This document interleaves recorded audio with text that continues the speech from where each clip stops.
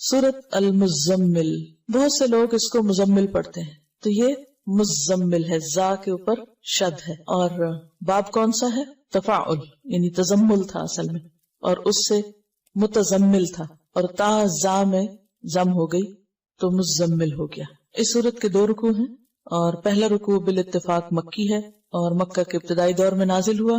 دوسرے کے بارے میں اختلاف رائے ہے، بعض کہتے ہیں کہ 1 سال کے بعد نازل ہوا، اور بعض کہتے ہیں کہ یہ مدینہ میں نازل ہوا۔ 20 آیات ہیں، 285 کلمات ہیں، 838 حروف ہیں۔ اس پارے کا چونکہ مرکزی مضمون دعوت اللہ ہے، تو اس صورت میں دعوت دینے والے کو جس اخلاق اور جس ہتھیار سے لیس ہونا چاہیے، اللہ کے ساتھ جیسا تعلق مطلوب ہے، اس کے بارے میں بات کی گئی ہے کہ داعی کی جو پرسنل خصوصیات ہیں، اس کی اپنی زندگی میں اس کا ذاتی رویہ اور اس کا علم اور اس کی عبادت اور اس کا تقوی اور جو اخلاق اس کے اندر ہونا چاہیے، اس کی یاد دہانی ہے اس میں، کیونکہ دعویٰ کا کام آسان کام نہیں، یہ ایک بھاری کام ہے، اور بھاری کام کے لیے ہمت بھی زیادہ چاہیے ہوتی ہے۔ جنوں کے اندر شاید ہم سے زیادہ طاقت ہے، اس لیے انہوں نے پہلی دفعہ ہی سن کر بھرپور کام شروع کر دیا، اور غلط خیالات پر بھی بھرپور تنقید، اور بھرپور طریقے سے میسج کنوے کر کے توحید کی بھرپور دعوت۔ اسی طرح انسان خواہ جسمانی طور پر کمزوری کیوں نہ ہو، لیکن اگر اس کا ایمان مضبوط ہے، وہ اندر سے مضبوط ہے، اس کا اللہ سے تعلق مضبوط ہے، تو پھر وہ بڑے بڑے جنوں سے نمٹنا جانتا ہے، جیسا کہ اس میں فرعون کا ذکر آئے گا، اور بالکل ابتدائی دور کی صورتوں میں سے ہے سورۃ المزمل۔ اب حیران ہو رہی تھی کہ شروع میں ہی اللہ سبحانہ وتعالیٰ نے فرعون کا ذکر کر دیا، کیونکہ نبی صلی اللہ علیہ وسلم کو مکہ میں ایسے ہی لوگوں سے واسطہ تھا، اور ہر ایک کے ایمان کے بقدر اس کا امتحان ہوتا ہے، امتحان بقدر ایمان، اور جتنا کسی کا ایمان مضبوط ہوگا اتنا ہی اس کا سخت امتحان ہوگا، اور جتنا اللہ سے تعلق مضبوط ہوگا اس میں کامیاب ہوگا۔ اور اس کامیابی کے لیے بے حد ضروری ہے کہ انسان کے اندر مضبوطی ہو، اور وہ مضبوطی آ نہیں سکتی جب تک انسان قرآن سے گہرا تعلق نہ رکھتا ہو، اور خاص طور پر رات کی نماز میں قرآن کی قرات کے ساتھ قیام کی عادت نہ ہو۔ یہ ایک ضروری خصوصیت اور ضروری شرط ہے جس کا ذکر یہاں ملے گا۔ یا ایھا المزمل، یا ایھا، یا کیا ہے؟ حرف ندا، اور ایو کا معنی ہوتا ہے کون سا یا جون سا، جس، کس، یعنی ایو کا لفظ ان معنوں میں استعمال ہوتا ہے، یا کیا، کون سا کیا، اور ہا جو ہے یہ حرف تنبیہ ہے اور فصل کے لیے آتا ہے۔ فصل کا مطلب ہوتا ہے الگ کرنا، تو حرف ندا اور منادا کے بیچ میں جبکہ منادا معرف باللام ہو، یہ بات سمجھ آ رہی میری؟ منادا معرف باللام، معرف باللام کا کیا معنی؟ کہ ال کے ساتھ شروع ہو رہا ہو، تو ان کو باہم ملانے کے لیے درمیان میں آتا ہے ایھا۔ یا ایھا، اے وہ جو، المزمل، مزمل تزمل سے، باب تفاعل، اور اصل میں تھا متزمل، متفاعل کے وزن پر، تا کو زا میں مدغم کر دیا گیا، اور روٹ اس کا کیا ہے؟ زا ما لا، زا میم لام، اور تزمل کا معنی ہوتا ہے اپنے اوپر چادر یا کوئی کپڑا لپیٹنا۔ خطاب ہے نبی صلی اللہ علیہ وسلم سے، یا ایھا المزمل، اے کپڑے میں لپٹنے والے، اے چادر یا کمبل لپیٹنے والے۔ آپ کو مزمل سے کیوں خطاب کیا گیا؟ اس کی ایک وجہ تو یہ بیان کی جاتی ہے کہ نبی صلی اللہ علیہ وسلم نے جب پہلی مرتبہ جبریل علیہ السلام کو دیکھا تو آپ کے اوپر ایک بہت دہشت تھی اور خوف تھا اور لرزہ طاری تھا۔ آپ گھر پہ تشریف لائے اور حضرت خدیجہ سے کہا، زملونی زملونی، مجھے کمبل اڑھا دو، کمبل اڑھا دو، یعنی ایک طرح سے پروٹیکشن کے لیے اور اپنے آپ کو سمیٹنے کے لیے۔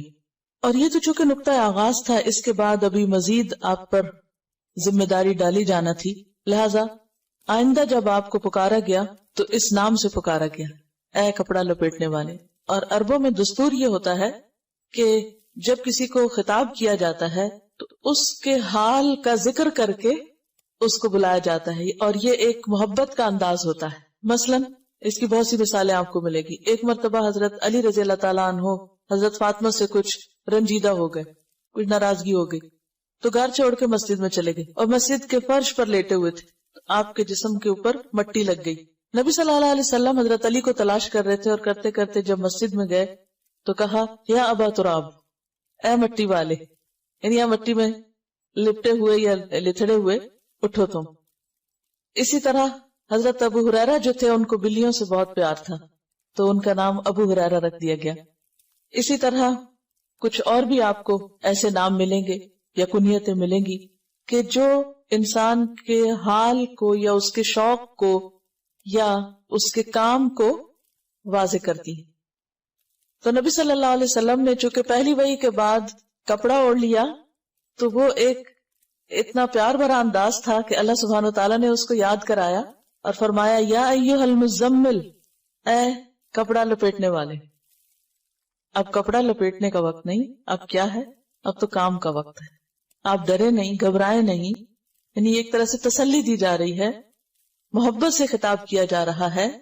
یا ایھا المزمل، اے مزمل، قم اللیلہ، قم اٹھو، فعل امر ہے قیام سے، اور قیام کہتے ہیں بیٹھے یا لیٹے ہوئے آدمی کا اٹھ کھڑا ہونا یا چلتے چلتے کھڑے ہو جانا. یعنی کوئی بیٹھا ہوا ہے تو بیٹھنا چھوڑ کے اٹھ جائے، یا لیٹا ہوا تو اٹھ جائے، یا پھر چل رہا ہے تو کھڑا ہو جائے. ان سب کے لیے کیا آتا ہے؟ قیام.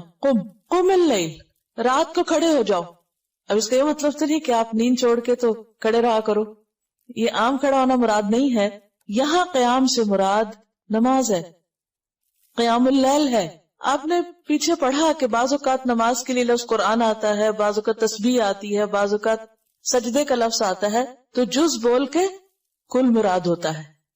اور یہاں پر قم، کھڑے ہو جاؤ سے مراد ایسے آئیڈیلی کھڑا ہونا نہیں بلکہ نماز میں کھڑے ہونا ہے. تو قم اللیل کا مطلب کیا ہوگا؟ اٹھو رات کے وقت اور اٹھ کر نماز پڑھو. اور اللیل سے مراد ساری رات ہے. لیکن اگلے حرف استثناء نے، حرف استثناء کون سا؟ اللہ نے واضح کر دیا کہ نہیں، پوری رات کا مراد نہیں ہے یہاں، بلکہ قلیلاً، تھوڑا، یعنی پوری سے کم، ساری نہیں. قم اللیل الا قلیلاً، رات کو قیام کرو یعنی نماز ادا کرو مگر تھوڑا. اب کتنا تھوڑا؟ نصفہ، اس کا آدھا، یعنی نصف اللیل، آدھی رات. او انقص منہ، یا کم کر لو اس میں سے بھی. کس میں سے؟ آدھی میں سے بھی. آدھی کا پھر کم کیا ہوگا؟ تہائی ہو جائے گا، 1/3 ہو جائے گا، ٹھیک ہے. یا پھر اس کا بھی کم کریں تو چوتھائی ہو جائے گا، یعنی نصف النصف کریں تو چوتھا حصہ رہ جائے گا. یعنی ایک کا آدھا کریں، ایک کے 2 حصے کریں تو کیا ہوگا؟ نصف کریں تو آدھا کہلائے گا، اور نصف کو نصف کر دے تو چوتھائی ہو جائے گا، کوارٹر ہو جائے گا. او انقص منہ قلیلاً، تھوڑا سا. تو اس کا مطلب یہ ہے کہ بالکل آدھا نہیں کرنا بلکہ اس میں سے کچھ ہی کم کرنا ہے، یعنی تہائی رات. او زد علیہ، یا اس پر زیادہ کر لو، یعنی نصف پر. تو نصف یا آدھا جو ہے، ہاف جو ہے، وہ کیا ہے؟ سٹینڈرڈ.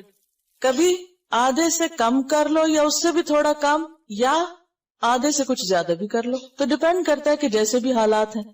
اب اس دور میں گھڑیاں تو تھی نہیں، کوئی الارم کلاک نہیں تھے، موبائل نہیں تھے، کوئی اور